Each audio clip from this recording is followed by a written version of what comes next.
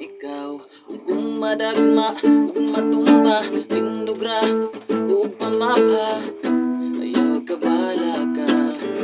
Kay kuyog tang duha, kay kung pinsa ka gahapon, dili pa sabot, mao gihapon ka karon.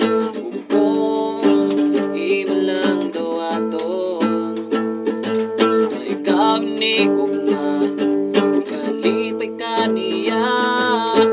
Oh, paminawa, kini nga ganda,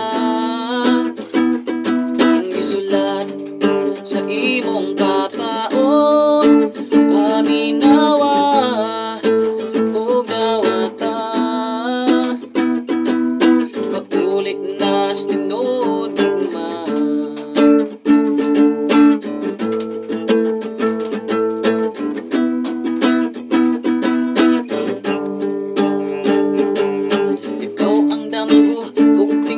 Sa kasing-kasing huna-huna, sa sinugdanan pa, ikaw iyahana. Ug kung moabot ang pangutana, naglibog ka kung kinsa ka, ayaw duha-duha, balik sa imong papa. Kay kung kinsa ka gahapon, dili pa sabot, mao gihapon ka karon.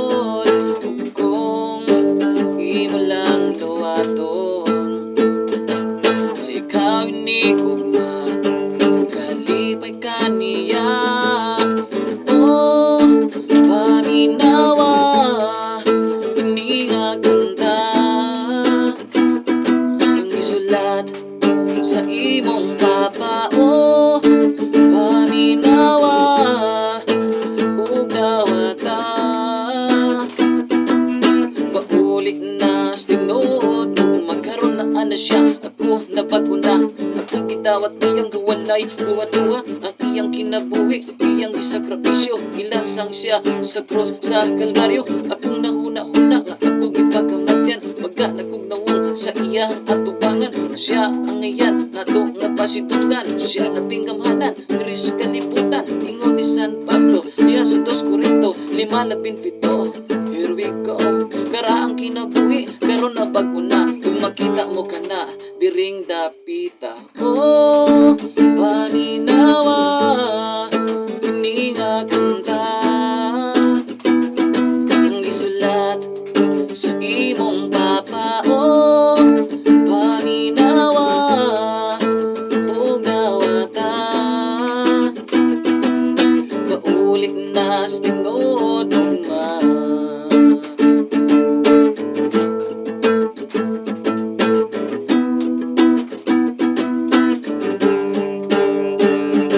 Sa tindog o pamapa, salig sa kumugma, dawata kung kamot kaubata.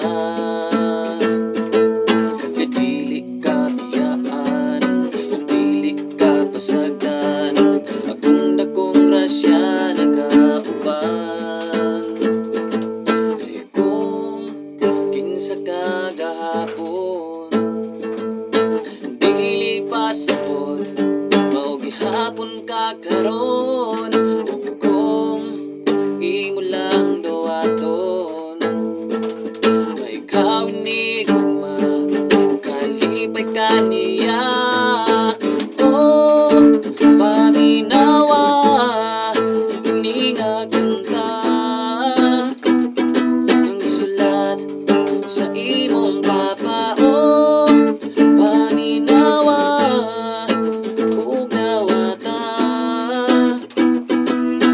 paulit nas tinod ugma.